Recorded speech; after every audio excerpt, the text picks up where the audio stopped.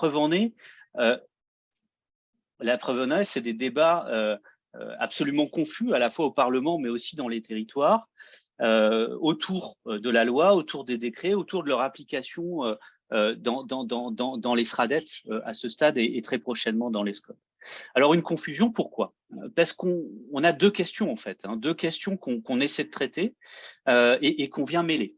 Ces deux questions qui sont en lien évidemment, mais qui sont des questions différentes. La première, c'est où est-ce qu'on fait la ville?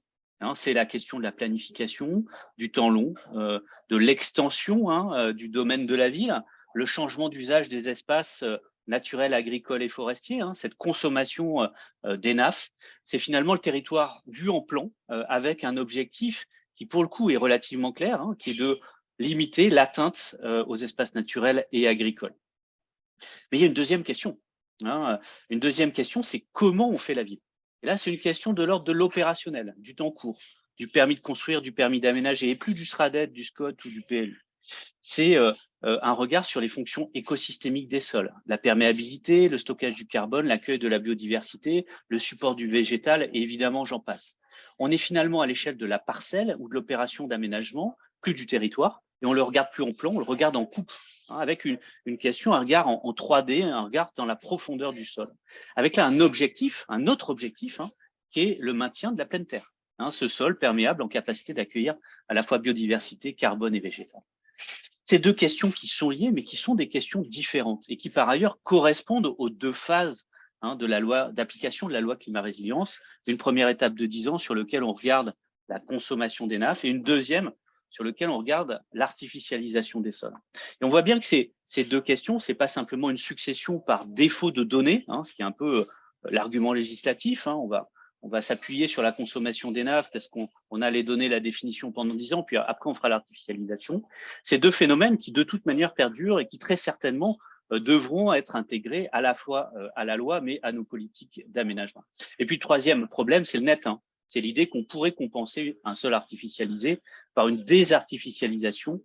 Dans la loi, ça s'écrit très simplement. Dans les faits, c'est évidemment beaucoup plus complexe. Mais tout ça n'est pas si grave. Même 3 problèmes pour un acronyme à 3 lettres, c'est pas si grave parce qu'en fait, structurellement, il y a un biais, c'est qu'on a confondu la fièvre et la maladie. En érigeant finalement la lutte contre l'artificialisation des sols, on a confondu ce symptôme, qui est l'artificialisation des sols, avec un problème beaucoup plus fondamental, qui est qu'au travers de l'étalement urbain, on a concentré la fabrique de la ville sur ce que j'appelle dans mes ouvrages la ville facile, c'est-à-dire une industrialisation des processus de consommation de sol, avec de fabrication de la ville, avec finalement le sol agricole comme une forme de matière première, une drogue. La fabrique de la ville est droguée au foncier agricole depuis un bon demi-siècle. Et en fait, pour passer de l'un à l'autre, c'est un changement systémique. C'est pas simplement le fait de baisser une consommation, c'est un changement de système. Et c'est là où moi j'ai une grande surprise. C'est qu'avec tous ces défauts, climat résilience, Lausanne, est en fait en train de changer complètement les choses. Quand on parcourt les territoires, on s'aperçoit qu'il y a des territoires dans lesquels ce débat est plus qu'engagé. Ce débat fondamental, non pas sur la réduction de l'artificialisation, mais sur le comment on fait la ville, comment on fait nos territoires. Avec aussi une compréhension beaucoup plus large aujourd'hui du fait que le développement d'un territoire, qu'il soit économique ou démographique, n'est pas lié, n'est pas associé à la consommation d'espace. On a un quart des surfaces de lotissement en France qui sont consommées dans des communes qui perdent des habitants. La Bretagne et la Normandie sont des régions qui ont des profils de consommation de sol extrêmement proches et pour autant, sur les 10 dernières années, on constate que la Bretagne a accueilli 5 fois plus d'habitants que la Normandie. Il n'y a pas de relation entre développement d'un côté et consommation de sol. Parce qu'il y a d'autres modes de production de la ville qui sont la ville complexe, intensifiée, transformée, densifiée, recyclée, renaturée. Tout ça, c'est les boucles de ce que j'ai pu appeler l'urbanisme circulaire. Mais peu importe, il y a des gens aujourd'hui sur les territoires qui sont en train d'avancer et qui font bouger les fondations et qui se posent des questions du comment on fait, parce qu'ils ont compris le pourquoi on fait. Alors, un retour d'expérience là-dessus. Où est-ce que ça marche ou est-ce que ça a du mal à marcher? En fait, on est très rapidement focalisé, et je l'ai été très longtemps, sur les questions opérationnelles, l'innovation juridique, les questions de financement, les questions de compétences des acteurs, les questions de disponibilité des opérateurs, etc., etc. Évidemment, tout ça est important. Mais pour vous faire un petit retour d'expérience d'une démarche expérimentale montée dans le cadre d'Action Cœur de Ville avec le PUCA, territoire pilote de sobriété foncière, 7 territoires sur lesquels on tente le passage à l'acte, mais pas n'importe lesquels, des villes moyennes dans lesquelles on a ces problèmes de marché et d'acteurs ou de compétences. En fait, ce qu'on constate, c'est qu'on est moins confronté à des problèmes de mise en œuvre pratique, mais finalement des problèmes culturels. Et que la question fondamentale pour passer d'un point A à un point B, à un urbanisme du XXe siècle, à un urbanisme circulaire, c'est plutôt le partage de ces constats, le partage des bonnes questions à l'échelle du territoire et la prise de conscience collective, notamment entre les élus, mais aussi avec les techniciens, aussi avec les citoyens, du fait non seulement que le problème est beaucoup plus global, mais aussi qu'on peut trouver les solutions dans les ressources qu'on a. Donc c'est ça, moi aujourd'hui, là où j'en suis, c'est que finalement, cette question de la mise en œuvre du ZAN est éminemment culturelle et qu'elle est surtout associée par le fait de partager ou pas, d'arriver à comprendre les problèmes systémiques qu'il y a à la base des défaillances de la fabrique de la ville. Merci. Sylvain Allemand, donc un problème systémique, un problème culturel, des expérimentations donc à regarder sur le territoire. Est-ce que ça fait écho à votre expérience? Micro, pardon. J'ajouterais également, peut-être, et je corrigerai par la même occasion quelque chose que vous avez dit pour me présenter. Vous me faites beaucoup trop d'honneur en indiquant que je suis le premier à avoir écrit sur l'objectif ZAN. Absolument pas. Et Dieu merci, parce que en fait, et c'est peut-être dans le prolongement des propos de Sylvain, j'aimerais ajouter le fait qu'on est devant un enjeu ou une problématique ancienne. Ça fait depuis au moins les années 2000 qu'on assiste à une prise de conscience, et ne serait-ce que de manière empirique. Les citoyens sont mobiles, traversent le territoire tant bien que mal, et peuvent constater les effets d'une artificialisation, la manifestation d'une artificialisation souvent d'autant plus problématique qu'elle concerne des sols agricoles dont on a besoin pour notre souveraineté alimentaire. Donc c'est un phénomène ancien, à tel point que d'ailleurs des élus, et vous l'avez dit en introduction, se sont déjà saisis de la question, et on va en entendre tout à l'heure, qui démontrent que les élus n'ont pas attendu le législateur pour commencer à adopter des solutions moins consommatrices d'espace. Et là où je rejoins Sylvain, c'est qu'il y a un vrai enjeu culturel, en ce sens que on a cru bedointement en France qu'on pouvait consommer du foncier pour bâtir, construire des infrastructures, etc. Sauf que ça devient une ressource rare. Le foncier est une ressource rare à l'échelle nationale, mais aussi et peut-être surtout à certains endroits. Il y a des territoires qui sont plus artificialisés que d'autres et qui sont confrontés donc à une raréfaction de cette ressource. Et puis cette évolution, cette artificialisation est d'autant plus problématique qu'elle concerne et intéressante, et un enjeu d'autant plus culturel qu'elle nous amène à déplacer le regard du foncier au sol et à découvrir que ce que l'on artificialise et que l'on imperméabilise en conséquence tout ou partie. Je profite de l'occasion pour rappeler qu'artificialisation et imperméabilisation ne sont pas la même chose, mais on se rend compte qu'on consomme des sols d'une grande richesse, et du coup les débats qui nous réunissent aujourd'hui, ce soir, sont l'occasion de changer de paradigme, ou en tout cas de prêter beaucoup plus d'attention au sol qu'au foncier. Alors donc un enjeu ancien. Alors pourquoi ces apparentes crispations, ces débats qu'on entend et dont Sylvain s'est fait l'écho? Eh bien parce que le législateur a fini par se mobiliser, et on doit quand même lui reconnaître ce mérite-là, d'autant qu'il l'a fait suite à la Convention citoyenne pour le climat, qui avait entre autres recommandations demandé à ce qu'on artificialise moins. Et c'est suite à cette Convention citoyenne pour le climat que le président de la République avait mis en avant l'objectif ZAN et l'a traduit dans une loi, la loi climat et résilience. Et alors, on peut s'en féliciter, sauf que, et je m'en tiendrai là pour entendre les autres intervenants, sauf qu'il a voulu peut-être précipiter les choses, à travers 2 décrets qui fixaient un certain nombre d'obligations au niveau des SRADET en privant les territoires, les élus locaux, de la possibilité de faire des propositions en fonction de leur contexte, des spécificités de leur territoire. Il va sans dire que le problème ne se pose pas de la même façon en Île-de-France qu'en Corse, dans des territoires littoraux ou montagneux, ou en plaine, que sais-je encore. À chaque territoire de définir, de diagnostiquer l'ampleur de l'artificialisation, les problèmes qu'elle pose, et puis de trouver des solutions. Mais ils se sont vus couper l'herbe sous les pieds, empêchés d'approfondir leurs réflexions dans le cadre de l'élaboration de leur SCOT et des autres outils de planification. Et c'est là qu'est venue peut-être la crispation. Notons cependant au passage quand même, rappelons que le gouvernement s'en est aperçu quand même, rappelons que le ministre en charge de la cohésion des territoires, Christophe Béchu, a pris note de l'émotion suscitée par les décrets auprès des élus pour demander au préfet de ne pas appliquer à la lettre dans l'immédiat le contenu de ces décrets. Si vous me permettez encore un mot, moi je ne suis pas urbaniste, je ne suis pas aménageur, je ne suis pas élu, et de quel droit puis-je m'exprimer ainsi? Eh bien parce que j'estime que je suis un journaliste et je suis aussi un citoyen, et que notre intérêt, c'est de sortir de débats trop techniques qui doivent avoir lieu, mais ne pas s'enfermer dans ces débats et d'en faire vraiment un enjeu, un débat de société, d'autant que, et je reviens à ce que je disais tout à l'heure, entrer dans les enjeux de société par la question de l'artificialisation permet de renouveler les termes du débat, permet de mieux prendre en compte la question du sol, repenser la fiscalité et permet d'envisager autrement les territoires, l'urbanisation, en constatant que des territoires qui peuvent se sentir un peu contraints, soumis à l'injonction de l'État, sont aussi amenés à découvrir que, en leur sein, ils disposent de ressources foncières, des friches,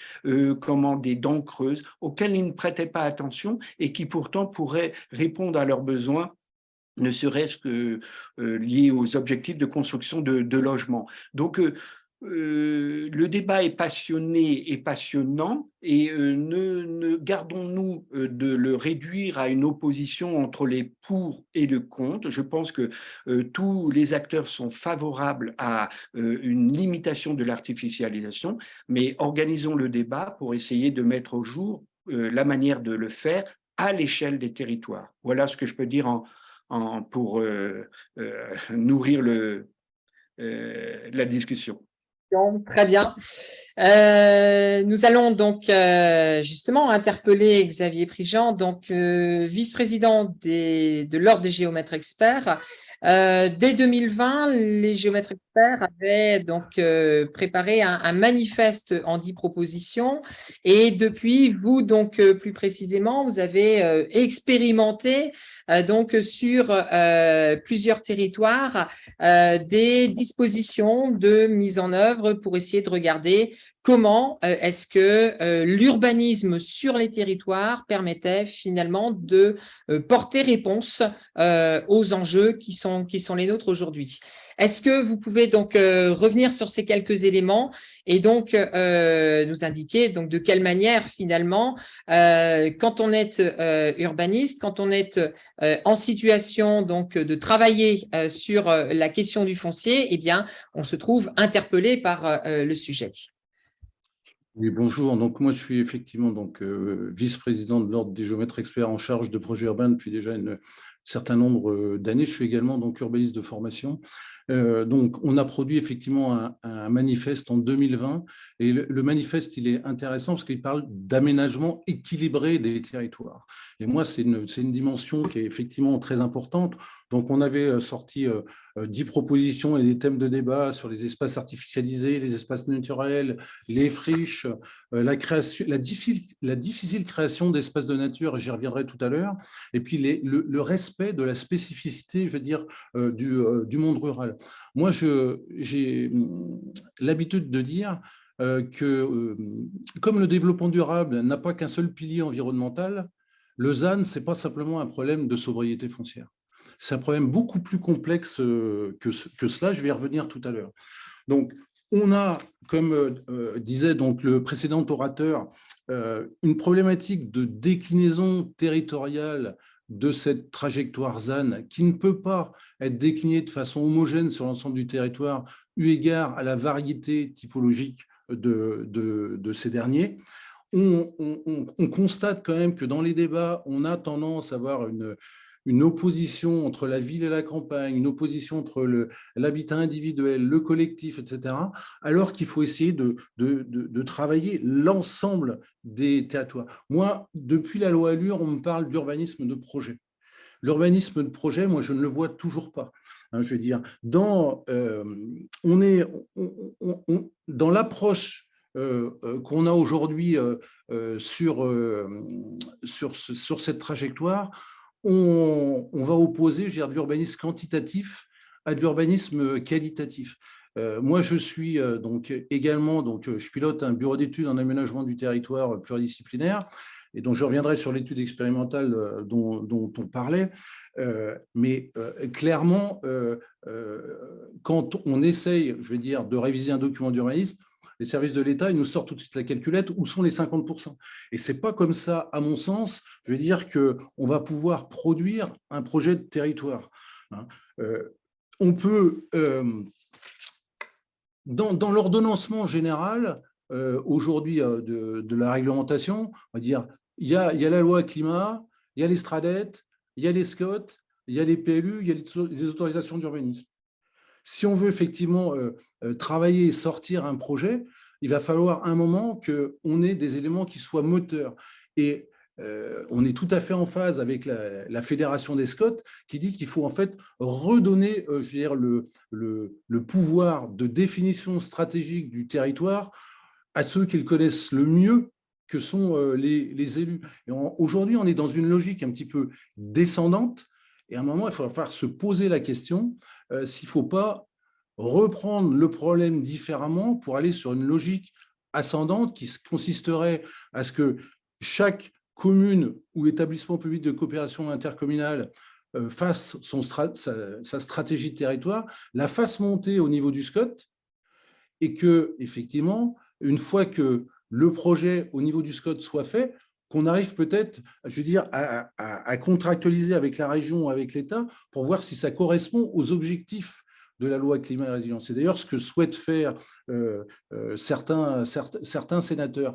Et je pense que si on veut emmener la collectivité des acteurs dans des trajectoires vertueuses, il faut que localement, on ait des leaders. Et les leaders normaux, pour moi, ce sont les élus. Donc, il y a un gros travail d'acculturation des élus. On parle de ZAN. Alors, on va dire ZAN, j'ai entendu parler dernièrement du ZAB avec le brut. Après, on va parler d'usine, hein, c'est imperméabilisation nette, du ZEN, émission nette. On se retrouve avec des débats parlementaires où on parle de dérogation, de territorialisation, de régionalisation, de contractualisation, de contextualisation. Je veux dire, même les sachants sont un petit peu perdus. Hein. Donc, il y a un gros, à mon sens, il y a un gros travail d'acculturation à faire pour rentrer dans des logiques, je veux dire, d'urbanisme de projet. Donc, moi, j'ai travaillé pendant 1 an sur une étude expérimentale pilotée par la DREAL Bretagne, dont le titre était « Étude d'un nouveau modèle de développement en accord avec le zéro artificialisation nette » sur 4 communes pilotes. Ces 4 communes étaient donc Lanvalet, une commune périphérique de Dinan, donc composée de beaucoup de lotissements successifs, la commune de Saint-Pierre-Quiberon, 3 faces mer, bientôt 4 avec la montée des eaux, la commune de Bazouges-la-Pérouse, gros bourg rural avec 200 hameaux, et puis la commune de Valdana, qui est une commune qui a fusionné et qui a deux gros bourgs et beaucoup également donc, de hameaux. Donc, ce qu'on nous a demandé de faire, c'est comment on peut amener les élus effectivement à réfléchir. Donc, on a créé effectivement donc, des ateliers de réflexion et on a baser la réflexion sur une approche un petit peu ludique, puisqu'on a décliné une sorte de jeu qui ressemble un petit peu à un Monopoly, où on a 4 types de cartes. Donc, des cartes qui définissent des profils d'acteurs futurs. Alors, on est allé définir des acteurs à horizon 2030, des cartes d'hypothèses sur l'évolution du climat, de la démographie et de l'énergie, et puis après, des cartes d'enjeux avec qu'est-ce que sera le travail demain?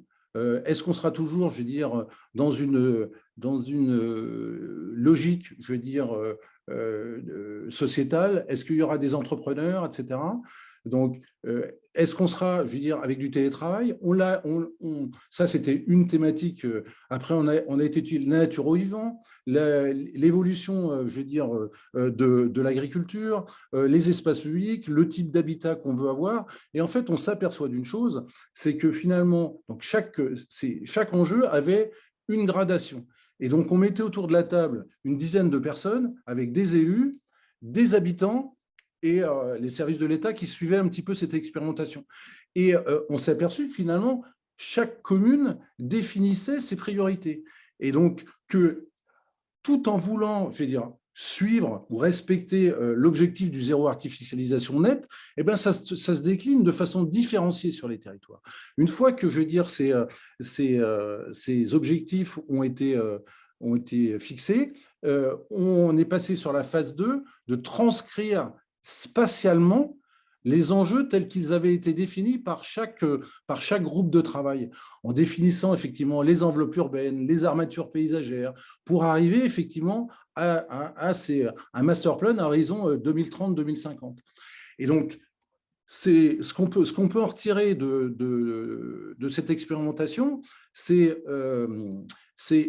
extrêmement pédagogique vis-à-vis des élus sur la capacité effectivement à arbitrer entre les différentes thématiques qui sont à hiérarchiser et d'emmener la collectivité des acteurs dans la construction, je veux dire, d'un plan de développement à horizon 2030-2050. Alors, je vais partager mon écran juste pour vous montrer un petit peu comment c'était fait. Là, je pense que… Tac, voilà. Donc, les quatre communes, vous voyez, donc, les 4 territoires avec les typologies variées. Donc, chaque commune a été analysée de la même façon en termes de diagnostic, armature paysagère, approche urbaine, identification des enjeux. Donc, ensuite, on était autour d'une table, comme ça, vous voyez, avec la déclinaison du jeu, qui se présente de cette façon-là, avec en haut les cartes de portrait. Les cartes à côté de Zan et nous, c'est les cartes d'hypothèse, je veux dire, sur l'énergie, sur la démographie, etc. Et puis les cartes d'enjeu que vous voyez effectivement en bas. On a, pour permettre au DDTM d'acculturer, je veux dire, les élus, pour les inciter à aller dans cette trajectoire, on a défini une sorte de carte mentale pour amener, je veux dire, les élus à réfléchir, je veux dire, aux trajectoires qu'ils souhaitent développer. Après, on est passé sur des scénarios prospectifs. Avec là, vous avez sur les 4 communes que je vous présentais, à gauche, c'est la carte de diagnostic, et à droite, c'est la carte de projet à horizon 2050. Ça, c'est Saint-Pierre-Quiron. Voilà. Hein. Donc, ce qui est important, c'est ça pour moi, c'est cette approche transversale, finalement, chaque élément, là, vous voyez les thématiques, j'ai travail, nature, consommation, espace public, rapport au vivant, typologie de logement, loisirs et tourisme, modèle agricole, santé et bien-être. On voit bien que chacun a une incidence sur l'évolution de l'autre. Et pour, je veux dire, arrêter, je veux dire, ces différentes cartes d'enjeu, eh bien, on avait défini, par exemple, la première carte. Quand on arrive sur la 3e, ben, on revisite la première.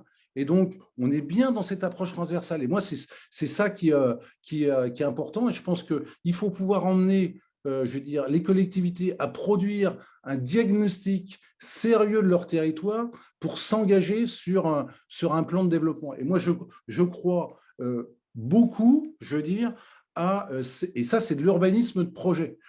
Je prends l'exemple des hameaux. Des hameaux, il va falloir, en fonction de la démographie, qu'on développe, je veux dire, des enveloppes non pas urbaines, mais des enveloppes légitimes, d'accord, par rapport au développement. Eh bien, les services de l'État m'ont dit, bah oui, mais alors, vous ne parlez pas des STECAL. Ben non, moi, je pense qu'il faut faire un projet de stratégie territoriale en se déconnectant complètement, je vais dire, de l'approche réglementaire telle qu'elle existe aujourd'hui, pour voir effectivement comment on peut monter une stratégie vertueuse à horizon 2030 et 2050, et c'est certainement pas par une descente des différentes dispositions réglementaires qu'on va arriver à le faire, parce que sinon on est dans une logique quantitative. Il faut absolument promouvoir une démarche qualitative dans l'étude et de la définition stratégique des territoires. Donc, il y a cet élément-là, et donc, pour pouvoir le faire et pour ramener les élus dedans, il y a un gros travail d'acculturation à faire, parce que le sujet est éminemment complexe. Voilà, je vais m'arrêter là.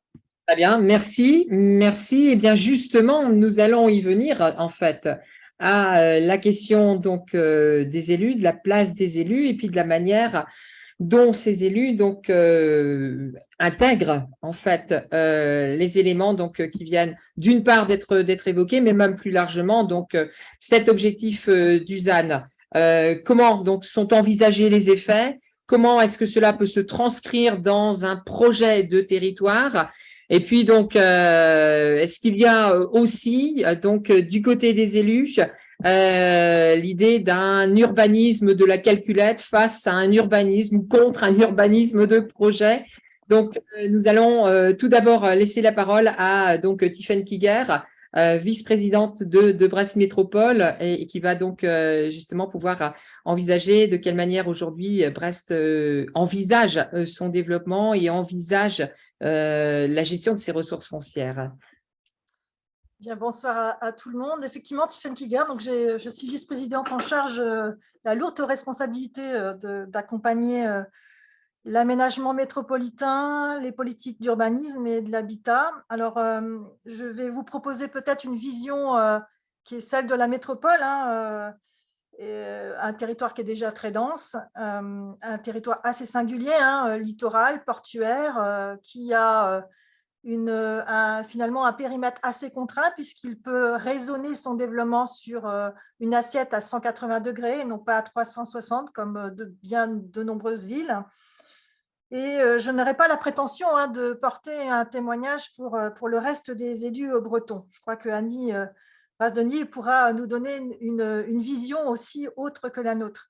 Alors, face à ce défi, puisqu'on est vraiment face à un défi, je pense que les élus peuvent légitimement être un peu inquiets, même si on est tous d'accord qu'on ne peut plus grignoter les terres agricoles pour implanter des lotissements tels que modèle des années 70. On sait qu'il y a néanmoins encore des territoires qui ne sont pas rentrés dans cette culture. On voit encore fleurir des lotissements. Pour notre part, la métropole brestoise a déjà pris le virage de la réduction de la consommation d'espace, puisque avant même 2011, nous consommions à peu près 70 hectares par an. Et si on prend l'étalonnage des 10 dernières années, entre 2011 et 2021, nous avons réduit par 2, puisque nous sommes à 35 hectares par an. Donc, nous avions déjà anticipé la loi climat et résilience. Voilà, donc c'est certes culturel, mais chez certains, on avait déjà anticipé. Alors que la métropole représente la moitié des habitants du Pays de Brest d'ailleurs qui est le périmètre du SCOT, et puis on concentre aussi plus de 63% de l'emploi de l'Ouest breton. Nous portons déjà une densité extrêmement importante en habitants au kilomètre carré, puisque finalement, on frôle quasiment l'indice des Pays-Bas, qui est le pays le plus dense d'Europe. Les Pays-Bas, c'est 1000 habitants, un peu plus de 1000 habitants au kilomètre carré. À Brest, on est à 966 habitants au kilomètre carré. Voilà. En 2014, on a approuvé un PLUI intercommunal, facteur 4, intégrant un plan climat, qui déjà mettait des bases de réduction de la consommation des terres agricoles. Alors, le sujet reste pour nous quand même malgré tout complexe, car on le sait, hein, il vient un peu bouleverser le modèle de développement des territoires. Et finalement, d'une certaine manière, on demande aux documents d'urbanisme, Stradet, Scott, PLU, hein, d'aller vers un nouveau modèle de développement, alors que les dynamiques urbaines elles-mêmes ne sont pas inversées déjà. Chez nous, peut-être, vous le verrez, mais chez les autres, pas beaucoup.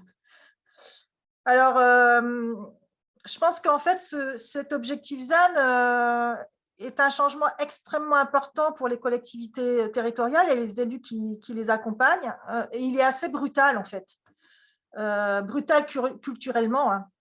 Et cette inquiétude, moi, j'ai eu l'occasion de l'entendre s'exprimer il y a quelques semaines lors de la conférence territoriale de l'action publique, hein, qui était consacrée au sujet de la ZAN à l'initiative de la région. Les élus sont très, très inquiets. Alors, les enjeux, pour moi,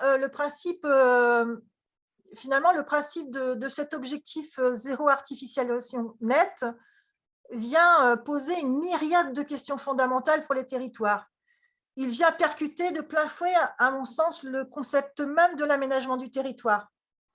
Si demain les droits à construire sont contingentés, quels territoires vont accepter de ne pas en profiter? Pour ceux qui pourront en faire. Alors, on va avoir un système de sacrifiés et de bénéficiaires. Donc, finalement, un système à deux vitesses. Des territoires à croissance et des territoires à décroissance. Donc, le législateur n'a pas tranché, laissant les territoires dans la posture du choix qui, à mon avis, est quasiment impossible.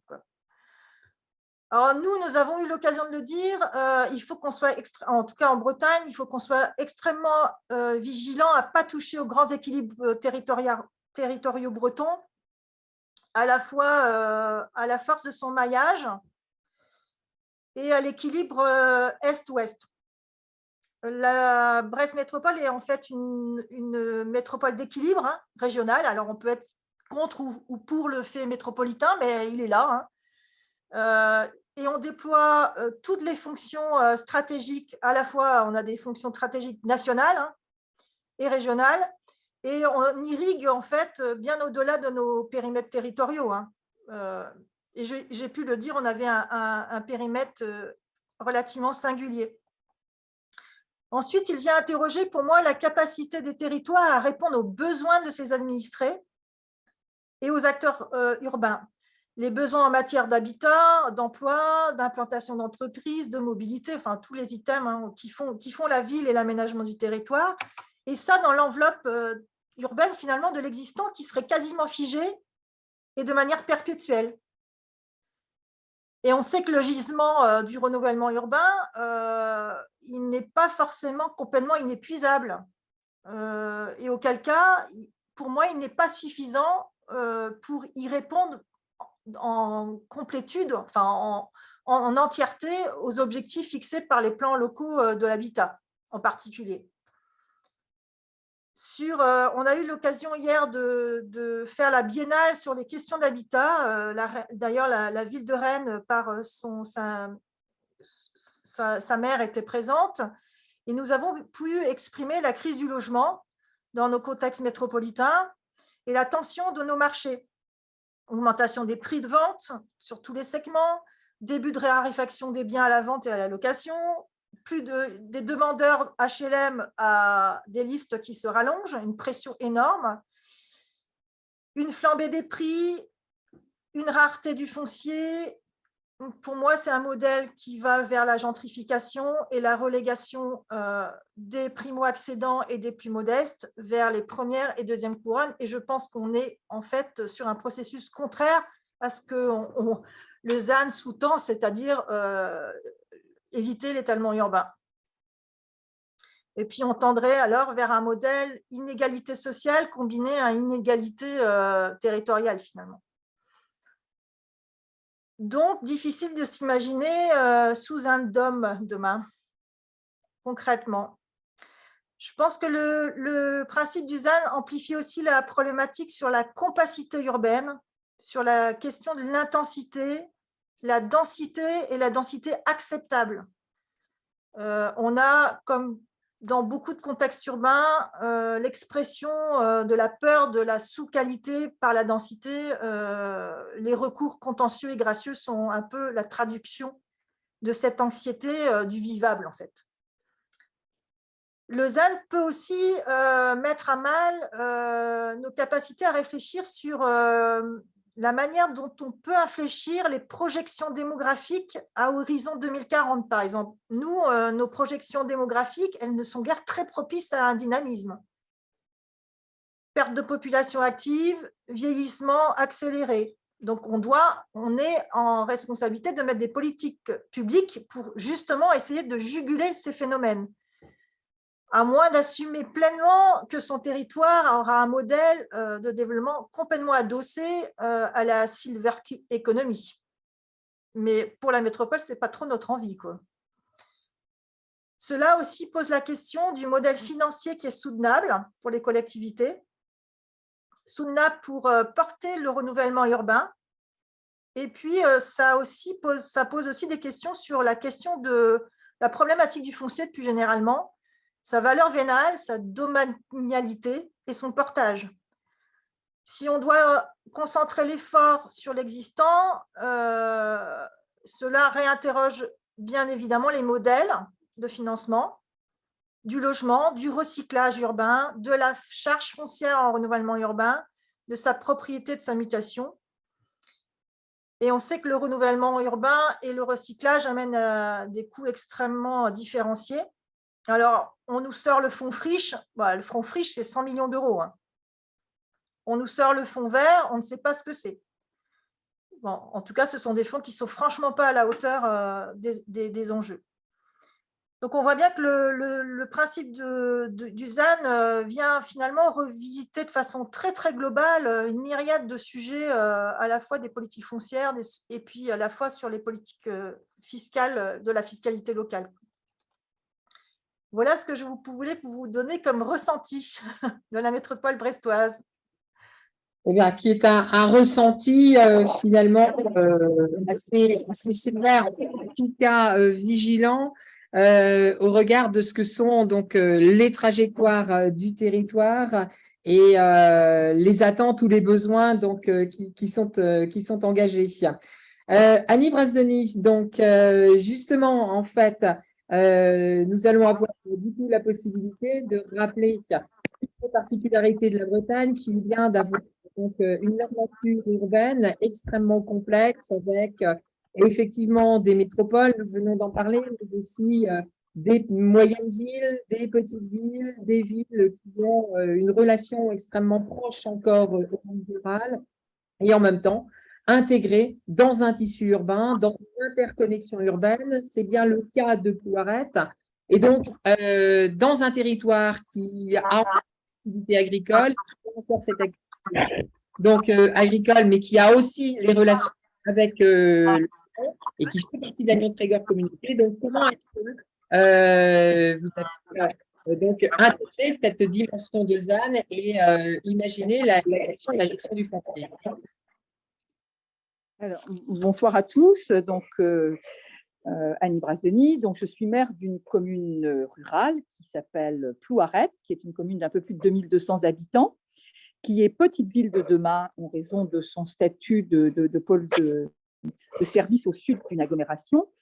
Elle a la particularité d'être une commune un peu étrange sur le plan de son développement et donc du coup sur le plan aussi de son PLU. C'est une commune où il n'y a ni rond-point, ni zone artisanale, ni zone commerciale. Donc en fait, jusqu'à présent, son développement s'est fait dans un équilibre entre le bourg, très enfermé dans une tâche urbaine définie, et notamment par les voies ferrées et par des espaces verts, et puis des hameaux en campagne et une campagne assez diffuse. C'est une commune qui est labellisée commune du patrimoine rural de Bretagne, et notamment pour la qualité de son patrimoine en campagne. En conséquence, c'est un PLU adopté en 2017 qui avait déjà divisé par 3 les terrains constructibles sans grande difficulté, à dire vrai, et qui a autorisé le changement d'usage en campagne et qui autorise aussi dans les espaces où ils existaient déjà des changements d'usage et du développement d'activités économiques, notamment artisanales, telles que ça pouvait se faire dans les années 50. Donc, une singularité à l'intérieur d'un territoire qui, par ailleurs, est une communauté d'agglomération qui compte 57 communes, qui, avec la plus grande commune, qui est la commune de Lannion, qui est une commune d'un peu plus de 20 000 habitants, qui est inscrite dans Action Cœur de Ville, qui compte aussi d'autres communes inscrites dans le dispositif Petite Ville de demain, notamment la petite cité de caractère de Tréguier et la commune de Plestin-les-Grèves, dans un paysage où, en fait, jusqu'à présent, les questions d'urbanisme ont été peu débattues de façon collective et quelquefois peu débattues du tout, puisqu'à l'intérieur de ces 57 communes, il y a 4 communes, donc 8%, qui ont des cartes communales, de simples cartes communales, 15% des communes qui n'ont aucun document d'urbanisme et qui sont donc encore soumis au règlement national d'urbanisme,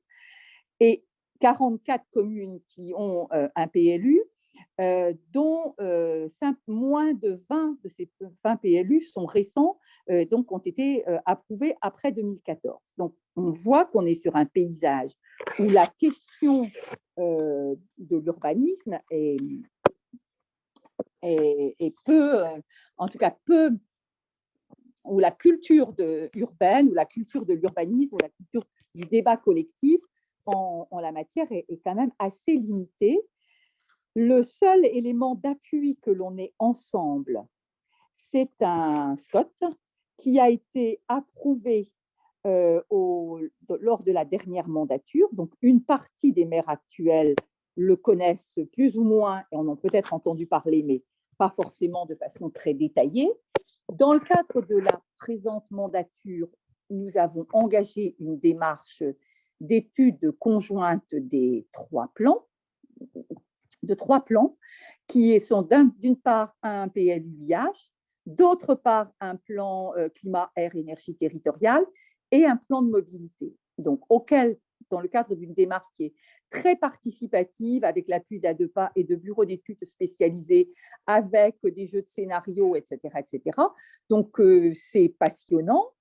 La difficulté, c'est qu'une partie significative des élus n'y participe pas, et une partie significative des communes. Donc, à peu près entre 30 et 40% des communes sont là de façon soit intermittente, soit n'y participent pas vraiment, et avec un vrai décrochage des conseils municipaux. Alors, ne parlons pas de la position des habitants, même s'ils sont représentés par l'intermédiaire des habitants, par l'intermédiaire d'enquêtes, etc., etc. Je pense qu'ils ne comprennent pas du tout ce qui se joue pour l'avenir. Et donc, en fait, on est dans un scénario où chacun essaie alors, où on a un travail collectif qui s'engage tout de même, puisqu'en fait, donc, si tout à l'heure Tiffaine décrivait la consommation hectares par an, nous, on est en train de se dire que pour les 10 prochaines années, on aura à peine pour 57 communes et pour tous les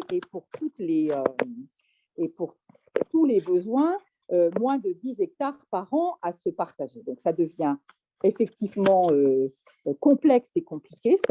Nous avons eu nos premiers échanges d'arbitrage sur le fait de savoir si on ouvrait telle ou telle zone artisanale à l'urbanisation ou si on ne l'ouvrait pas, si on mettait en sursis à statuer jusqu'à ce qu'on y voit un peu plus clair sur le zéro artificialisation nette, et jusqu'à ce qu'on y voit aussi un peu plus clair sur notre PLUIH.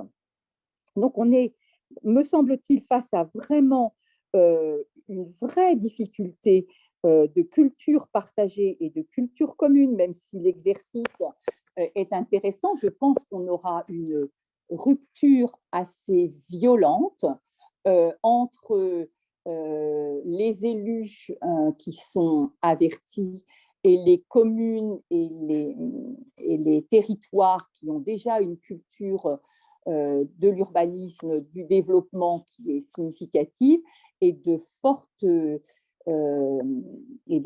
rancœurs, pour ne pas dire autre chose, de la part d'un certain nombre de communes qui, dans la réalité, ne voyaient leur développement et n'ont aucune référence sur ce que peut être un développement en dehors de zones d'aménagement concerté ou en dehors de programmes de lotissement. Donc, on est vraiment face sur une période où la pédagogie va être plus que nécessaire, et un travail en profondeur sur les opportunités de chaque territoire pour pouvoir, en tout cas, je pense qu'il n'y aura pas de modèle unique, ni sur le territoire d'une agglo, ni sur le territoire breton pour trouver des voies et moyens de développement, puisqu'en fait, face à la métropolisation, donc le territoire de Lannion-Trégor Communauté, par exemple, est un territoire qui est à la fois trop loin des deux métropoles pour pouvoir bénéficier de leur attractivité. Donc, on est dans des difficultés un peu singulières. Après, il y a des communes qui y voient beaucoup d'intérêt, y compris sur notre territoire. Et je vais prendre l'exemple de Tréguier. Tréguier est une ancienne cité épiscopale qui ne manque pas d'immobilier bâti et qui était plutôt en difficulté pour en trouver des usages. Et le maire de Tréguier se dit que la fin de l'étalement urbain est pour lui une chance inouïe de pouvoir revitaliser son territoire. Mais toutes les communes n'ont pas les opportunités offertes par une ancienne cité épiscopale. Voilà ce que je peux dire sur l'instant. Donc, par ailleurs, mais de façon, je suis aussi coprésidente d'un réseau qui commence à avoir une petite notoriété, c'est le réseau Brud'Aide.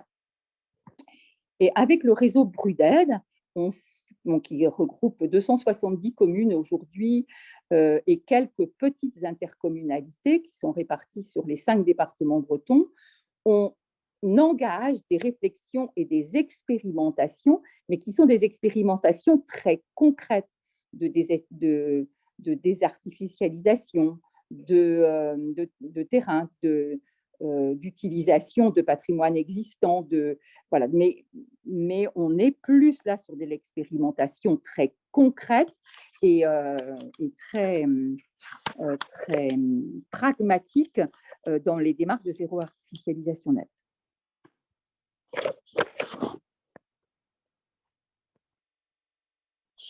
Voilà, le temps que je reprenne le micro, eh bien, donc là aussi, nous entendons donc les éléments de tension apparaissent.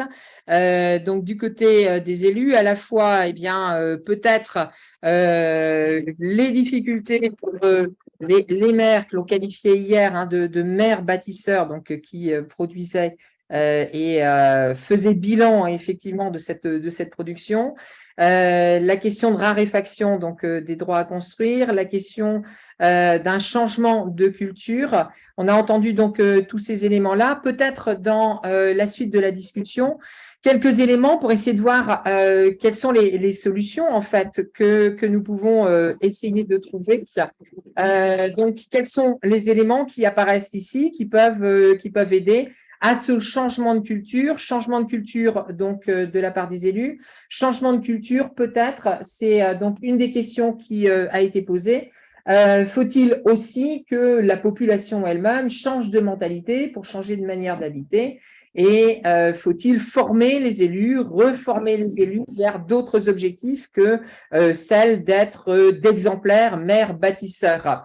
Alors, donc je regarde parmi donc nos invités.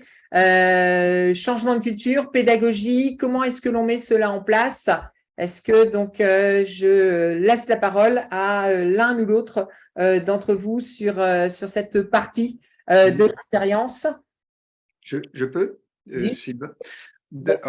Quelques mots. D'abord, je trouve que vos élus sont trop modestes parce que leurs témoignages témoignent déjà d'une chose, c'est qu'ils se sont appropriée la question, la problématique de la désartificialisation ou de la limitation de l'artificialisation. Je ne m'autoriserai pas à parler de pédagogie à leur endroit. Ils ont l'expérience du territoire, ils se posent de bonnes questions, etc.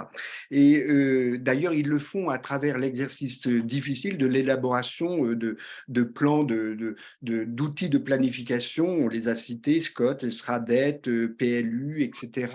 Et c'est à travers l'élaboration de ces outils, de l'usage de ces outils, qu'ils ont été de facto confrontés à la question de l'artificialisation. Je note au passage que certains de ces outils qu'on décrit, parce que comment ils illustrent une fâcheuse tendance à démultiplier comment les outils et par là même les acronymes, mais pour s'en tenir au PLU, on y a introduit le principe du rétrozonage. Donc les élus ont déjà la possibilité de réviser leur PLU ou le PLUI pour revenir sur des autorisations de constructabilité de foncier. Après, j'entends non pas des élus désemparés, ils sont au fait, mais je sens dans ce qu'ils disent le fait qu'ils sont devant des injonctions contradictoires. Et je reprends leurs mots, mais avec les miens, on sent à les entendre que ils seraient prêts à restreindre la consommation de foncier, mais en même temps, on leur demande de construire des logements, en même temps, on leur demande de concourir à la réindustrialisation du pays, et ce sont des injonctions contradictoires. Cependant, et j'arrêterai là, ce que j'aimerais introduire ici, c'est un peu d'optimisme méthodologie, en disant que, eh bien, ça nous place devant un devoir d'inventivité, de créativité. Pas plus qu'on a de pétrole, on a de foncier, en tout cas on risque de ne plus en avoir suffisamment, eh bien, mais nous avons des idées. Et des idées, eh bien, Sylvain Grisot en a évoqué, c'est par exemple une idée qui émane d'ailleurs de l'État à travers le dispositif des territoires pilotes de sobriété foncière et qui joue la carte de l'expérimentation. On aurait pu aussi citer des initiatives portées par des architectes avec des élus à travers la pratique du BIMBI, c'est-à-dire inviter des habitants à utiliser leurs parcelles pour construire des extensions et répondre à des problèmes de logement. On sait les limites du BIMBI, mais c'est une voie, c'est une piste. Et puis, on pourrait démultiplier les exemples.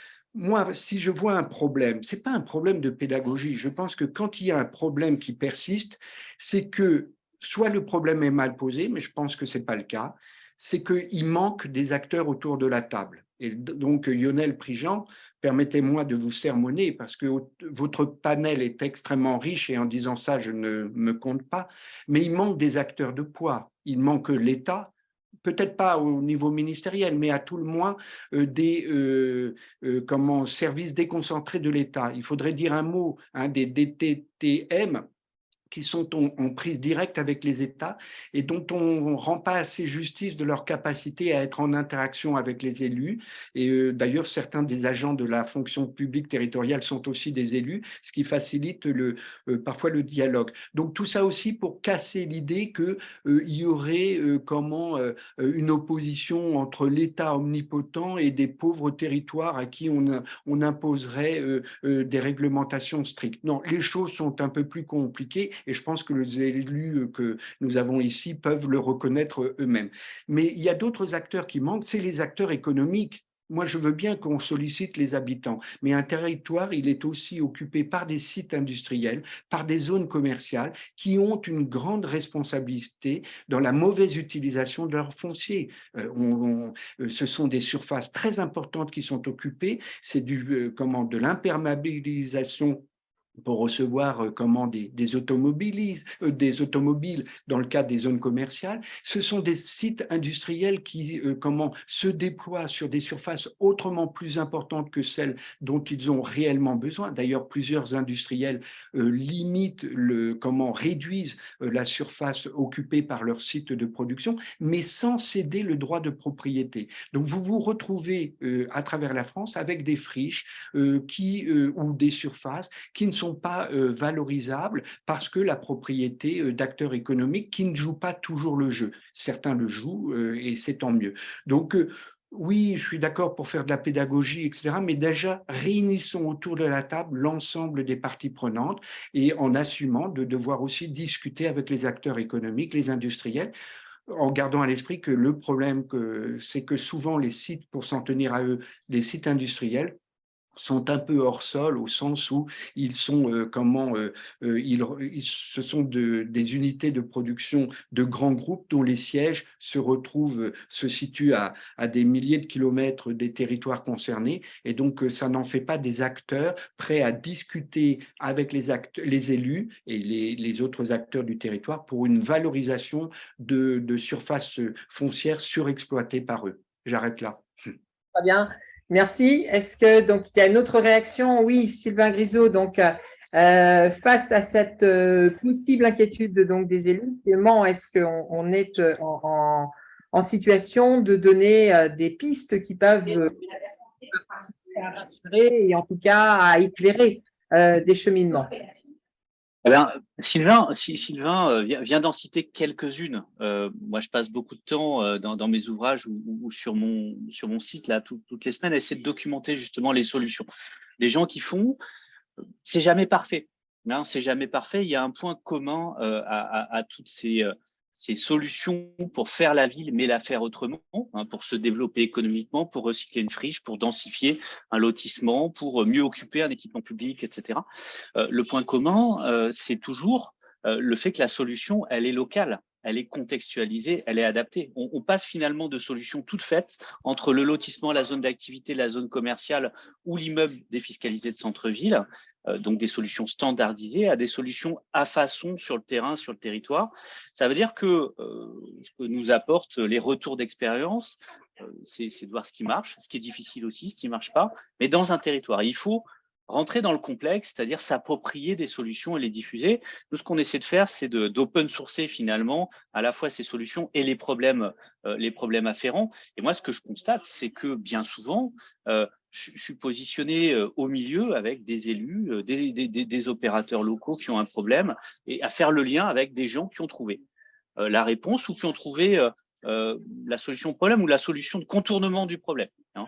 On va documenter, par exemple, des opérations de dissociation de foncier en zone d'activité, hein, qui sont mises en œuvre par des foncières, notamment à la frontière suisse, mais aussi on a documenté les expérimentations qui sont menées, qui sont plus des expérimentations du tout, depuis plus de 50 ans en Suisse, hein, sur ces questions-là, sur lesquelles le foncier industriel hein, reste propriété d'opérateurs associés au bien public sur le temps long. En fait, toutes les solutions existent. Hein, on a très peu de difficultés là-dessus, mais par contre, il faut arriver à débloquer les choses, débloquer les modes de pensée, à comprendre qu'il faut vraiment chercher à faire autrement.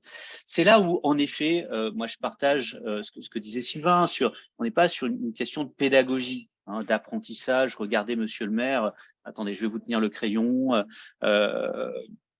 C'est comme ça qu'il faut faire. C'est pas du tout ça. Par contre, on a des questions de prise de conscience et d'alignement. Moi, je passe beaucoup de temps à ça, c'est-à-dire comment est-ce que, à un moment, dans les équipes d'élus, mais aussi avec les techniciens, mais aussi avec les professionnels, tout le monde, hein, on se repose la question de comment fonctionne notre système de production de la ville, en quoi est-ce qu'il pose souci, et à ce moment-là, on parle de la même chose. Et bien souvent, on a tous une vision, et moi le premier, hein, une vision à notre niveau, à notre échelle, dans notre champ de compétences, et reposer la question du système. On a fait un jeu, hein, j'ai mis le lien dans le chat, qui s'appelle La fresque de la ville, qui n'a pas d'autre ambition, hein, qu'on a ouvert à la communauté et que vous pouvez vous approprier, qui n'a pas d'autre ambition simplement d'être un sujet de conversation, de mettre simplement les acteurs autour de la table, que ce soit les services de l'État ou autres, le plus diversifié possible, autour de cette question-là. Comment on fait aujourd'hui la ville et en quoi ça pose problème pour qu'ensuite les gens en responsabilité, et notamment les élus locaux, trouvent les solutions, mais pas les solutions des autres, leurs solutions adaptées à leur territoire, à leurs problématiques, mais aussi leurs projets politiques, qui soient la silver ou pas, mais face aux enjeux très concrets d'un territoire. Alors, Alors, Annie, oui, et Annie Brasoni et Tiffaine Kiger, dans cet ordre-là. Annie, donc, sur les questions publiques, mais sur la question des solutions. Ouais, non, c'est plutôt une réaction face à la fresque de la ville.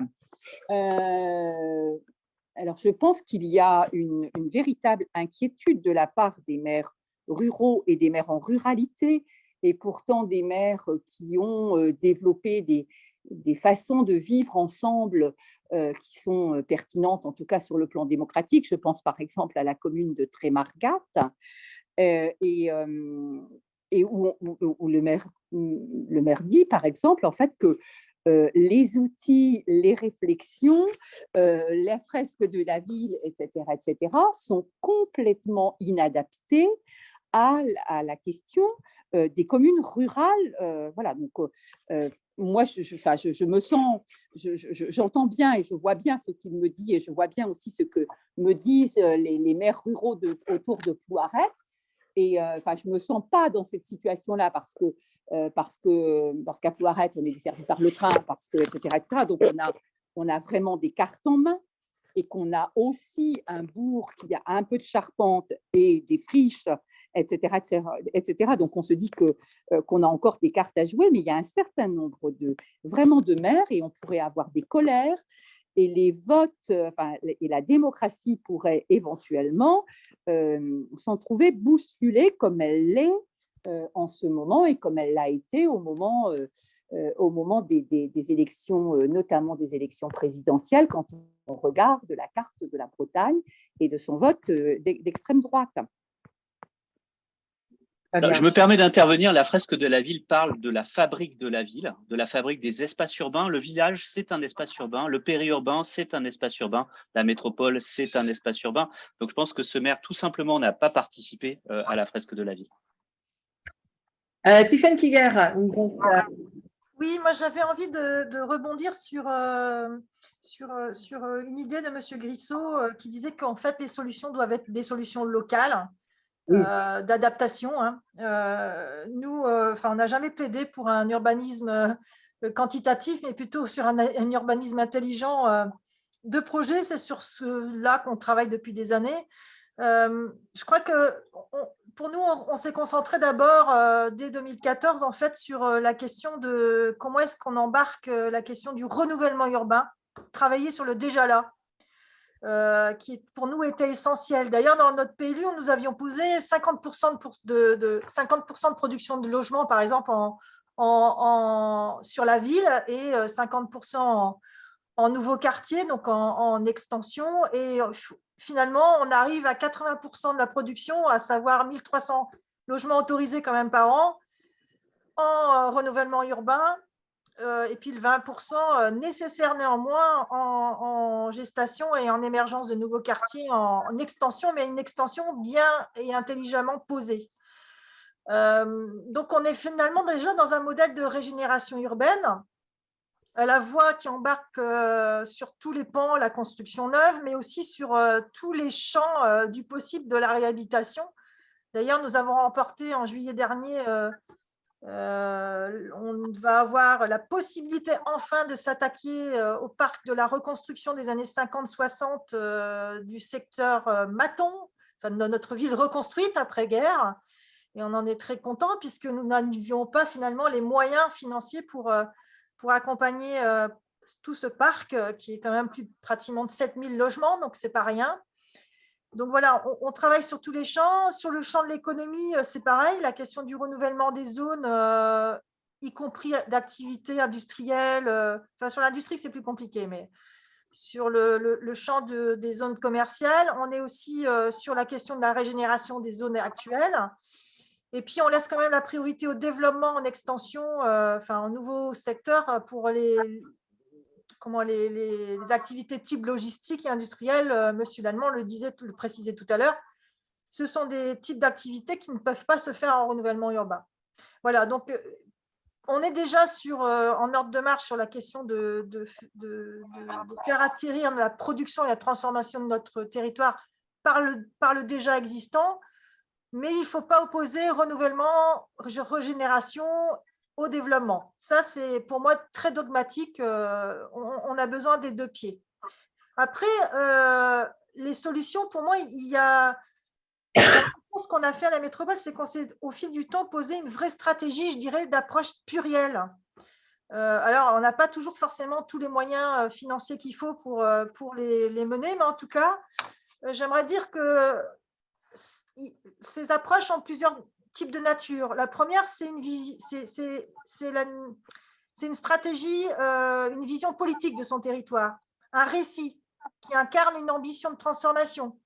On a, par exemple, travaillé avec l'architecte urbaniste Paola Vigano sur un plan guide embarquant le concept de cœur de métropole, donc Brest 2040, ville paysage, qui en fait nous donne un récit, un chemin pour transformer en profondeur notre cœur urbain. Parallèlement, notre collègue en responsabilité sur l'économie a mis en place une stratégie métropolitaine de développement économique. Donc, ce sont bien des visions politiques qui posent le cadre, des envies. Ensuite, on a des outils et des approches, à mon sens, qui doivent amener le dialogue citoyen. Parce que la ville ne se fait pas, ce n'est pas nous qui la faisons toute seule, et il faut que la ville soit acceptée. Et pour cela, puisqu'on a aussi une difficulté aujourd'hui à faire atterrir le renouvellement urbain, en tout cas sur la question de l'habitat, la question des hauteurs n'est pas acceptée. Voilà, l'intensité, la compacité de la ville, c'est compliqué. Donc, on est en train de lancer un travail avec une trentaine d'habitants pour avoir un regard croisé sur la construction dans nos quartiers, avec un dialogue, évidemment, avec le mouvement professionnel, les promoteurs, les aménageurs. Ça, c'est une autre approche stratégique pour faire du ZAN. Ensuite, vous avez, je dirais, des outils à visée stratégique de planification. On va rentrer l'année prochaine, on va prescrire la révision de notre PUI grenellisé. Donc, on va être dans le contexte d'y embarquer la question du ZAN. Et j'ai souhaité qu'on commence à travailler sur ce qu'on appelle les PLUM, donc nouvelle génération, avec le principe d'y intégrer le facteur temps. Je m'explique, c'est qu'il va falloir qu'on adosse finalement à la traduction spatiale de nos choix de développement la quatrième dimension qui est le temps, avec un phasage pluriannuel de la production, par exemple, du logement. Alors, phasage de notre développement futur en consommation foncière, phasage en renouvellement urbain et phasage aussi en renaturation. Parce qu'il va falloir bien qu'on composte. Le net, ça ne veut pas dire qu'on n'a pas le droit de développer. Mais il faut vraiment une vraie stratégie de renaturation et de reconquête des espaces voilà, qui sont à restaurer. Alors, comme je le disais tout à l'heure, on a quand même un territoire assez contraint. Il faut savoir qu'aujourd'hui, même s'il est contraint et qu'on a un périmètre d'intervention relativement petit par rapport à d'autres métropoles, 60% du territoire est à vocation agricole et naturelle. Donc, le champ des possibles est quand même très restreint. Et puis ensuite, on a toute une myriade de solutions, je dirais plus d'agilité et plus opérationnelles sur l'habitat et qui ont parfois des portées à portée fiscale, comme la taxe d'habitation sur le logement vacant, la question de comment est-ce qu'on fait de l'urbanisme de transition, la question de la surélévation sur l'habitat, la question de comment est-ce qu'on dissocie effectivement le foncier finalement de l'habitat, enfin du bâti, par l'OFS. Et donc, le BRS, enfin, c'est des stratégies, il y en a proche. Hein. Voilà, donc toute une myriade de solutions très opérationnelles qu'on va d'ailleurs revendiquer avec Rennes sous le statut qu'on a obtenu tout récemment d'autorité organisatrice de l'habitat. Voilà ce que je pouvais vous dire ce soir. Très bien. Merci pour ces quelques éléments. J'ai deux questions qui sont posées. Donc, une première sur la question de la diversité des acteurs. Qu'en est-il d'une généralisation de l'utilisation des stratégies foncières à propos de cette diversité des acteurs? et éventuellement donc questionnement aussi sur la mise en place de ces stratégies dans les révisions et modifications des documents d'urbanisme. On revient sans doute à la question justement de cette hiérarchie, de cette organisation des documents d'urbanisme et donc de ce rapport entre le départ du haut et puis donc le retour. Et une deuxième question, peut-être donc essentielle aussi dans le contexte actuel, comment loger, comment en fait organiser ce mouvement de réduction des disponibilités malgré l'augmentation du prix du foncier alors que la population globale augmente. Donc, quelles conséquences en fait vous envisagez pour en fait le coût global du logement pour l'ensemble des ménages? Alors, peut-être un rapide tour d'horizon sur le sujet. Qui veut prendre la parole? En fait, je veux bien et le faire très rapidement parce que je ne saurais pas forcément répondre précisément à ces questions. En revanche, je saisis l'occasion de ces questions pour en rajouter une couche sur le fait que, on l'a entendu depuis le début de ce webinaire, l'artificialisation, c'est l'objectif ZAN, c'est une boîte de Pandore de plein d'interrogations, de problèmes qui se posent, à commencer aux élus. Mais j'ai vraiment envie d'insister sur le fait que c'est aussi l'invitation à un devoir d'invention, mais également à poser un autre regard sur son territoire, sur ses territoires. Et les élus, souvent, c'est probablement pas le cas de ceux qu'on entend ce soir, mais en fait, n'ont pas forcément une parfaite connaissance du potentiel de leur territoire en matière de ressources foncières. Et parce qu'ils n'ont pas forcément les outils, ils ne sont pas dotés des outils pour bien connaître ce potentiel. Mais ces outils sont en train d'être élaborés et je veux citer l'outil qui a été élaboré par le CEREMA, à savoir Urbasimul, et qui permet aux collectivités de recenser finement les ressources foncières encore disponibles sous forme de dents creuses, de friches, etc., existant sur leur territoire, mais dont ils ignoraient l'existence. Et jusqu'à y compris des parcelles de particuliers qui pourraient recevoir des extensions, etc. Donc voilà, ça nous confronte à des problèmes, mais chemin faisant, on invente aussi les outils pour essayer d'y répondre aussi finement que possible. Après, il y a un mot qui a été lâché, des solutions locales. Moi, ça me fait réagir. Je ne sais pas ce qu'est le local, je ne sais plus ce qu'est le local. En revanche, une chose est sûre, c'est que je sais qu'il faut, et c'est d'ailleurs ce que dit le sénateur Blanc dans son rapport, il faut territorialiser la politique publique en matière d'artificialisation, ce qui n'est pas tout à fait la même chose, c'est-à-dire appréhender l'objectif ZAN dans le contexte dans lequel on cherche à l'atteindre. Sur la question des coûts, est-ce qu'il y a donc une autre réaction? Peut-être Moi, je voulais parler de la politique foncière parce que la question des coûts, on a 4 minutes ou 2 minutes, autant dire que c'est mort. Mais c'est le cœur du sujet, hein. Il faut pas le nier. Mais sortons en tout cas du propos qui tendrait à dire oui, mais regardez, Lausanne fait exploser les prix. Les prix ont explosé bien avant, et il y a plein d'autres éléments dans l'équation économique qui sert souvent d'alibi, sans nier. Moi, ça fait 15 ans que je travaille sur des friches polluées, donc autant vous dire que la question des surcoûts, je vois bien de quoi on parle. Mais souvent, c'est la façon de ne pas parler du sujet. Ça coûte trop cher, ça coûte plus cher que le neuf, etc., etc. Je voulais revenir sur les politiques foncières. J'aime bien le mot de Sylvain là tout à l'heure qui disait on est passé du foncier au sol. Et c'est très clairement ça en termes de prise de conscience. Et pour autant, pour traiter la question du sol, ça nécessite en effet des politiques foncières qui sont des politiques d'observation. C'est ce qu'on a tenté ce qu'on a expérimenté plutôt avec Territoire Pilote de Sobriété Foncière pour montrer en effet que dès qu'on cherche, on trouve à la fois des espaces ou des temps libres dans la ville. C'est une politique active de recyclage. Vous avez un EPF d'État en Bretagne. Tous les territoires ne sont pas couverts. C'est bien des politiques foncières aussi d'acquisition derrière, mais c'est aussi, quand on parle de politique foncière, de la réserve foncière et de la maîtrise foncière sur le temps long. Et on le voit bien qu'on a un certain nombre d'usages urbains c'est le logement abordable, hein, on a parlé des OFS, mais aussi des rez-de-chaussée commerciaux, mais aussi les secteurs productifs, hein, le fer finalement dans les espaces urbains, voire l'agriculture périurbaine, des espaces trop essentiels pour les laisser gérer uniquement par le marché.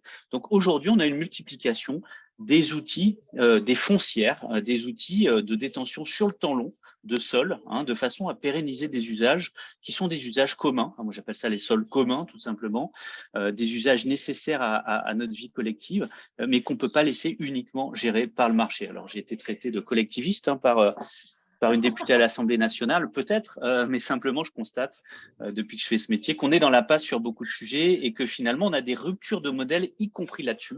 C'est-à-dire, on pense à sortir de la propriété privée, mais surtout, on reprend une logique de temps long des politiques publiques au travers de l'action foncière durable.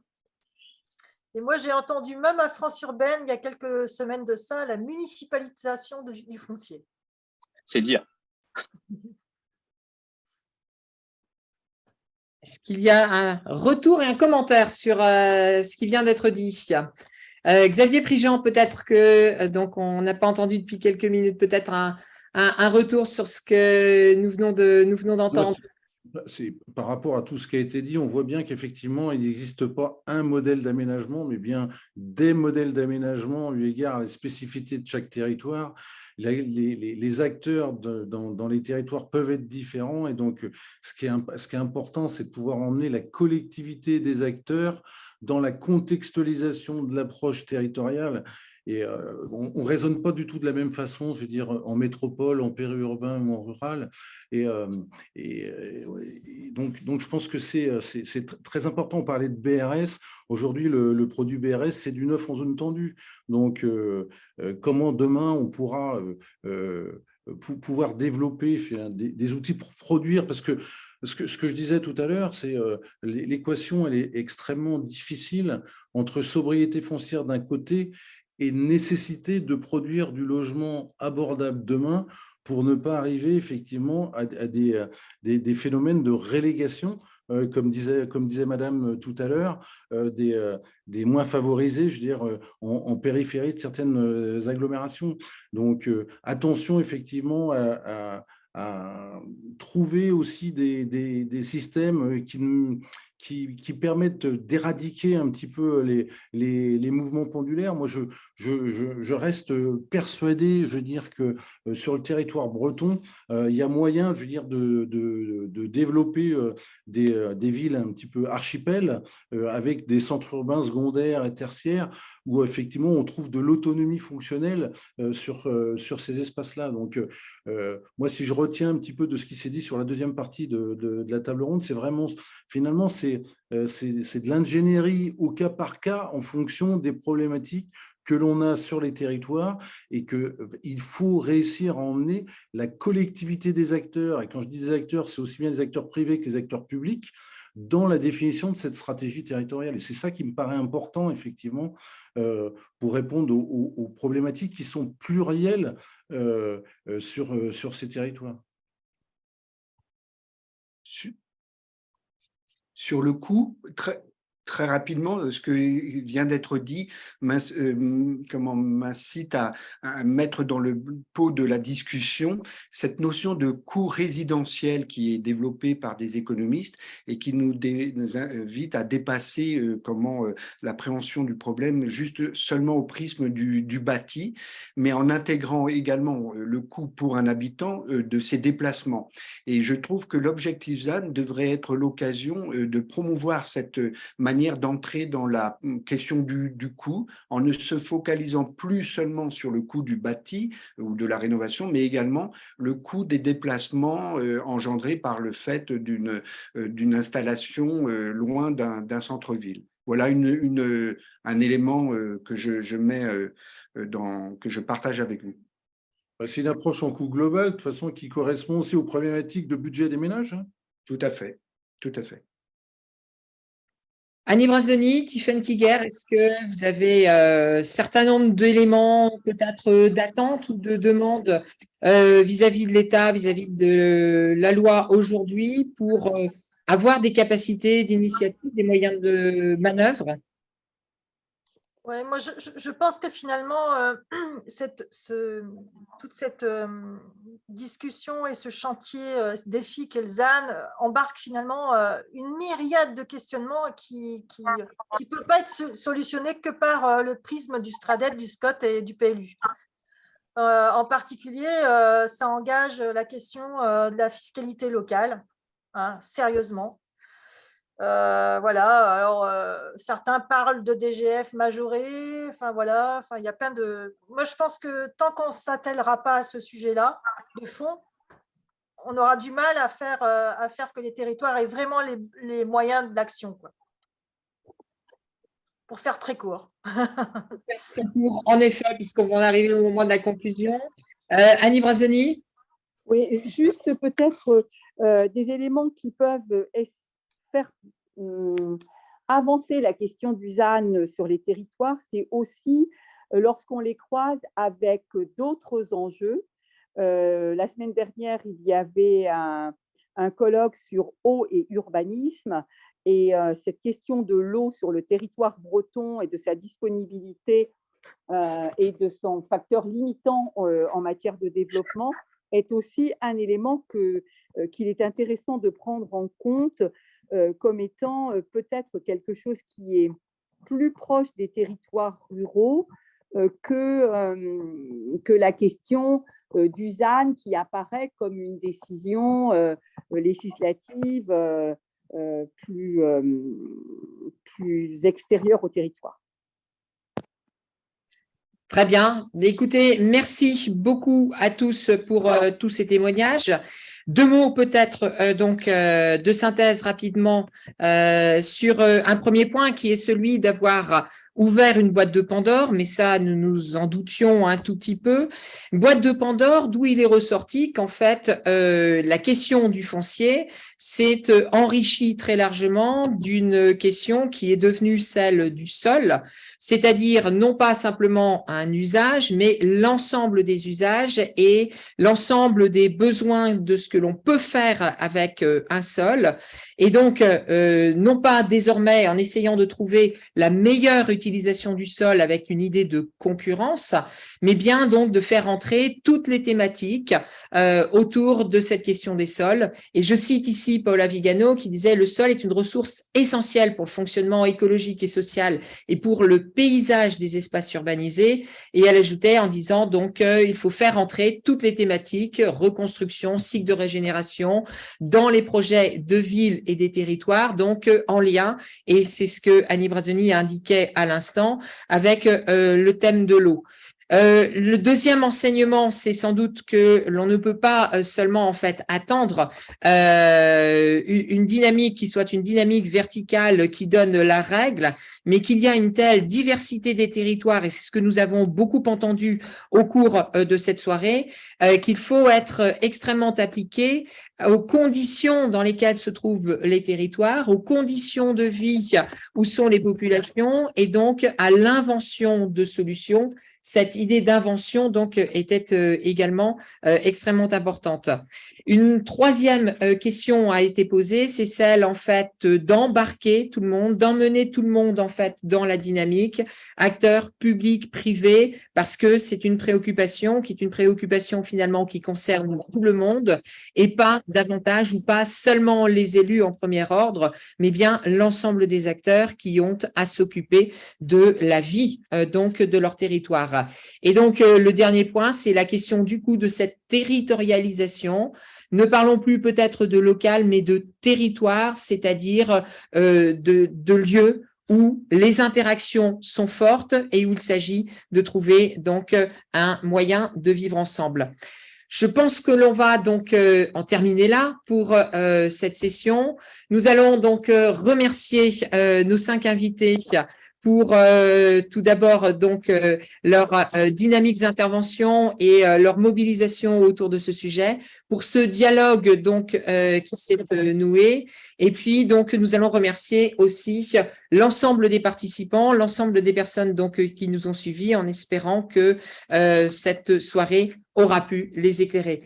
Merci à tous, bonsoir et puis donc à bientôt. Merci à vous. Merci beaucoup.